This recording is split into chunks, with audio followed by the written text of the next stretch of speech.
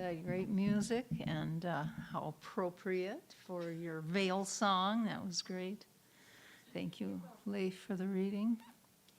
So it is Memorial Day today, and I, looking through a few things, came across this poem by Henry Wadsworth Longfellow, which I thought was lovely. He called it Decoration Day. Remember, it used to be Decoration Day, sure. How many years ago? 60 years ago or something like that. And Memorial Day is the day that we honor those who died for their country. And I want to make a note that one of the words he uses in here a couple times is comrade. Now, comrade in this sense, he's just talking about a fellow soldier, so just keep that in mind. Sleep, comrades, sleep and rest on this field of the grounded arms, where foes no more molest, no sentries shot alarms. Ye have slept on the ground before and started to your feet at the cannon's sudden roar or the drum's redoubling beat. But in this camp of death, no sound your slumber breaks. Hear no fevered breath, no wound that bleeds and aches. All is repose and peace. Untrampled lies the sod. The shouts of battle cease. It is the truce of God. Rest, comrades, rest and sleep. The thoughts of men shall be as sentinels to keep your rest from danger free. Your silent tents of green we deck with fragrant flowers. Yours has the suffering been, the memory shall be ours. Henry Wadsworth Longfellow. He had a way with words, didn't he? So back on track with our Into the Mystic theme that we've been talking about this month. And again, we're talking about getting through that veil that we put up. And that veil keeps us from the good, from that light that created everything and everyone that is available to us. That light is within us. And sometimes we build up that veil and we can't get through. We do it ourselves. It's available to us all the time. So that's what we're talking about, piercing that veil, getting in touch with that power within, and living our lives more fully. There's a New Thought singer and songwriter. Her name is Cerise Patron. And she wrote a song, but I'm just going to read one part of what she wrote. I am one with my source of all abundant good. This? Ah, not necessary, but okay. Let me start over with Cerise Petron's words. She says, I am one with my source of all abundant good. So in touch, all of the ancient truths are understood. I've released all the stuff that got my life off track. Now my chakras are aligned. Nothing can hold me back. What a nice place to be, getting those chakras lined up. An affirmation for today I'd like to share with you that I think might set the tone here. As I intentionally court the divine presence, I pierce the veil of separation and experience myself as an individualized center of God consciousness. I am one with the power of God, and it flows through me now. It is the presence of my real and true self. I am forever one with life. I am forever one with love. And I just repeat that. I pierce the veil of separation. So what is that? What is that veil of separation? A lot of it has to do with the way we think of our lives as, what's solid, our flesh and our blood and our emotions and, what we go through every day. That's kind of what we're causes the difficulty, because we're so, this is who I am, and we kind of forget about that light which is in everyone and gives us the power to do everything, anything we want to change our life, change our thinking, change our life. So this is how we are thinking about what is keeping us from that, the good in our life. And we know the bodily stuff is real. We know our minds and our bodies and our circumstances and our experience, they're real on this level, but there's so much more to us. We forget about that so often. We have that light inside that we can use. We have bodies, but we're not our bodies. Our bodies have different conditions. We might be healthy, we might be sick, we might be rested, we might be tired. That has nothing to do with the real self, capital R, capital S, real self. We've got our minds, but we are not our minds. These minds we have, we sometimes call them monkey minds. They go here and there and everywhere, and sometimes we think we don't have control over them. We do have control over them. We are not our minds. The real you, capital R, capital Y, real you, is beyond your mind.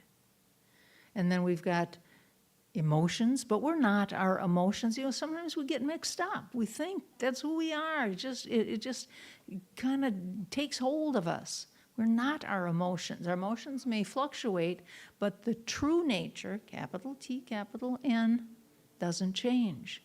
We can go to that part of us that never changes. And Leif was referring to that in his reading this morning. We can experience conditions, and we might like some of them, we might not like some of them, but they never really touch that true self, capital T, capital S. And I remember reading in one of the first chapters of Ernest Holmes' Science of Mind textbook, and he uses some kind of expression like, there's a part of us inside that has never been violated. Man, that touched me, because when you think about certain people that have been violated in various ways, and yet there's a part of all of us that has never been violated. That's that inner light within us. And when we think, just when we're concentrating on what's our body and what's going on in our life and our circumstances, we're making that veil even tighter and harder to penetrate.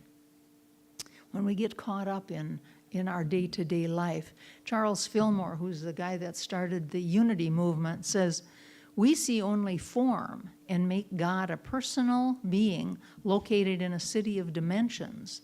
This belief of separateness leads to ignorance, because all intelligence is derived from the one divine mind, and when the soul thinks of itself as something alone, it cuts itself off in consciousness from the font of inspiration. When we believe ourselves to be separate from our source, we lose sight of divine harmony."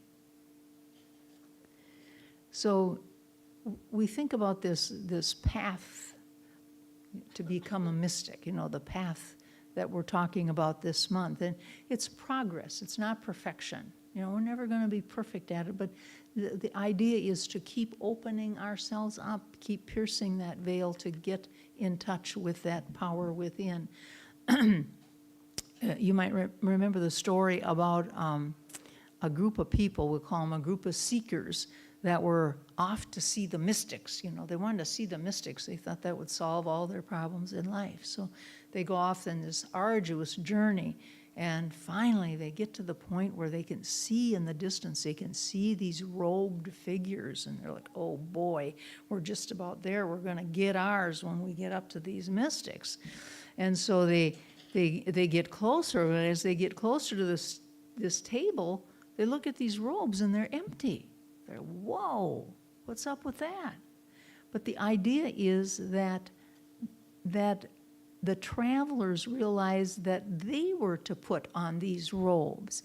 And because of their arduous journey, because of the things they learned on the way. Let's say they had to learn who the leader was, who the follower was, when they rest, when they move, what they do, what they eat, whatever decisions they had to make, whatever difficulties they had to overcome, that prepared them to be the mystics that they were seeking. So it's the same way with us. When we are attempting to be at one with our inner self, that God stuff, that God light within, a lot of it depends on our journey, our ups and downs. That makes us who we are, and it opens the way for us to be open to that light.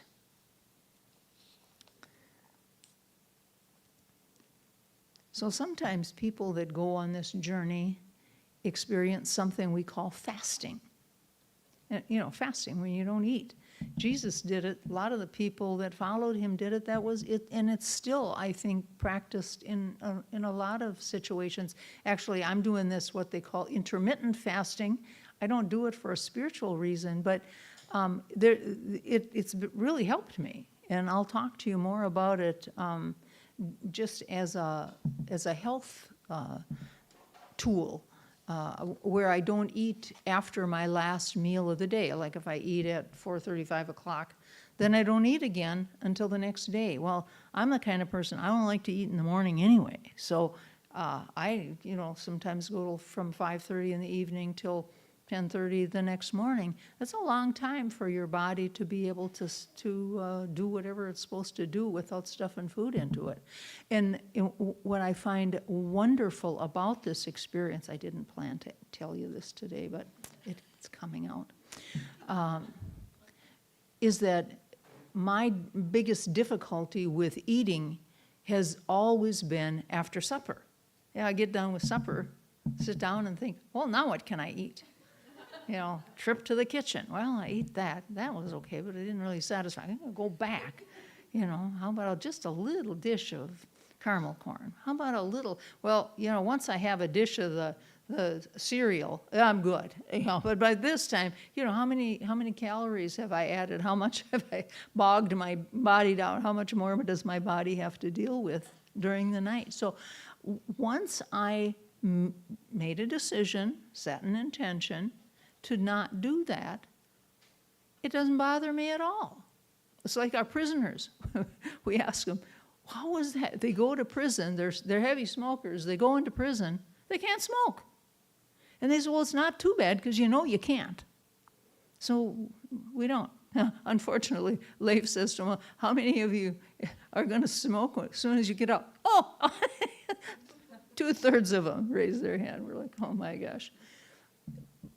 But the point is that fasting is one of the things that we do, some people do spiritually, to make their lives richer, to get in touch with that power within.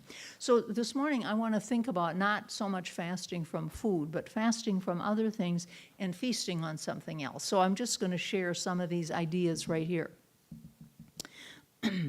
Fast from judging yourself and others.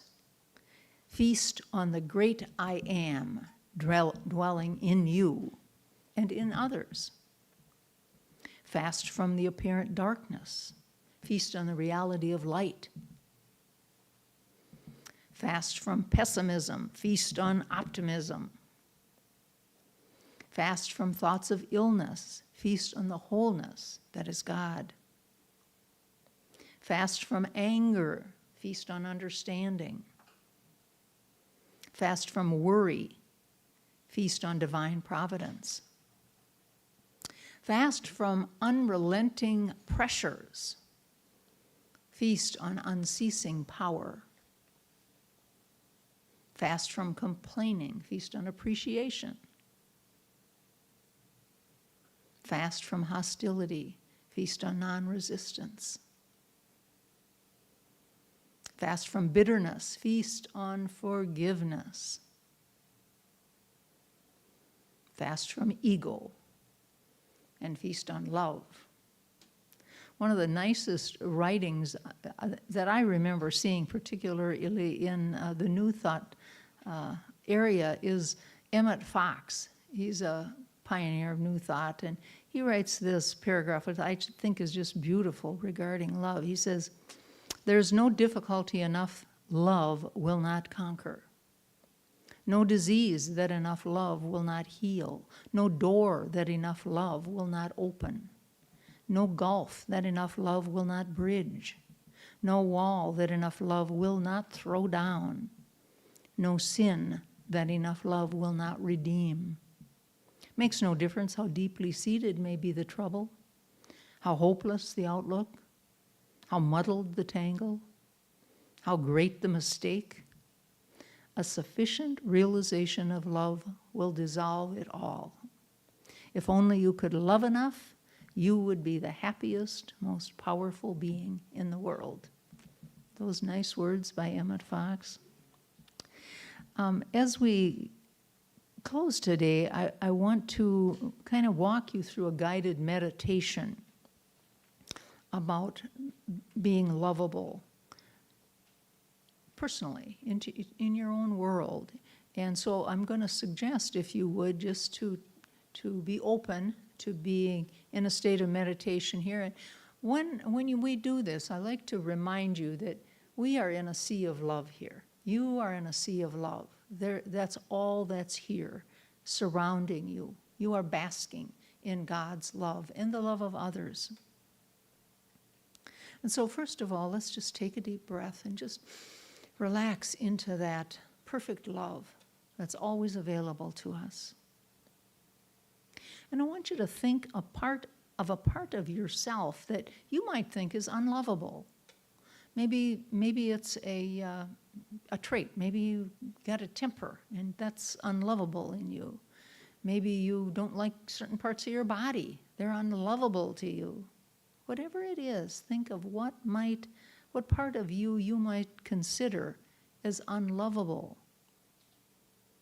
And now let's become willing to let that particular idea bask in this lovingness that we're all part of, this sea of love. Just know that it has no power over us. It is not evil. And we can simply surround it with love and just let it go to wherever it needs to be served, to serve. Just let it go. And then think about an experience in your life that seems unlovable. And I think we've all had them. Something that sometimes comes up to haunt you. Think about that. Was it something that somebody said to you? Maybe a message you got from your parents, your grandparents, your teachers. Maybe it was a car accident you were in, or the loss of a loved one that you've never been able to quite grasp and cope with.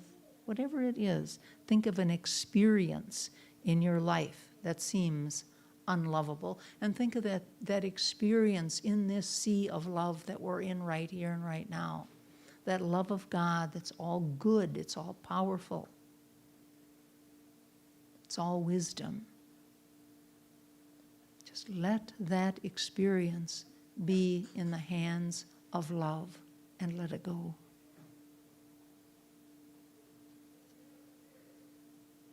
And then think of someone. Can you think of someone in your life, perhaps, that was a bit unlovable to you? Think of that person. And just think of them too in this sea of love that we're in. And be willing to allow that love to imbue and surround and embrace yourself and this other person, knowing that love conquers all. Be willing to turn this difficulty you've had with this person, be willing to turn it over to the love of Spirit. And just know, love conquers all. And then think of a place or a situation in our world that you have a hard time loving. I'm going to say, go ahead and think of a politician you have a hard time loving. You know, we all have those. Or a place in the world that is such conflict that when you think of it, it seems evil to you. A place or a person. And again, put that place or person in this sea of love that we're all in. We're all basking in that right here and right now. And become willing to turn that situation over to that powerful love, which is really all there is. Let that love imbue, surround, envelop this place or this person. And just know that love does conquer all things.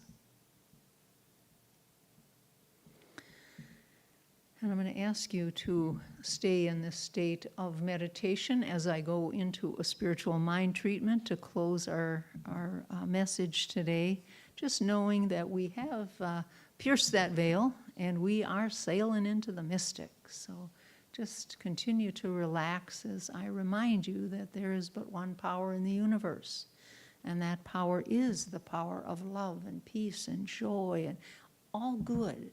That is a power of that has a solution to any perceived dilemma we have in life. And I know I'm one with that power. That very power that created everything is the power that experiences life in, through, and as its creation, in, through, and as me. Therefore, I speak these words with authority and with power. And even though in my humanity, I've tended at times to identify just with my body, my emotions, whatever is going on that's hard and fast around me, my flesh and blood, my conditions, even though I now remember the truth is my mind, my body, my emotions, my circumstances are not my real self, capital R, capital S. My true self, capital T, capital S. My intention is to penetrate that veil of separation between myself and my higher power. My intention is to experience oneness with that power within, to experience light and optimism and wholeness and understanding and forgiveness and love. In gratitude that as my word is spoken, it is done unto us as we believe. And I release these words now to the universe for perfect manifestation. So it is.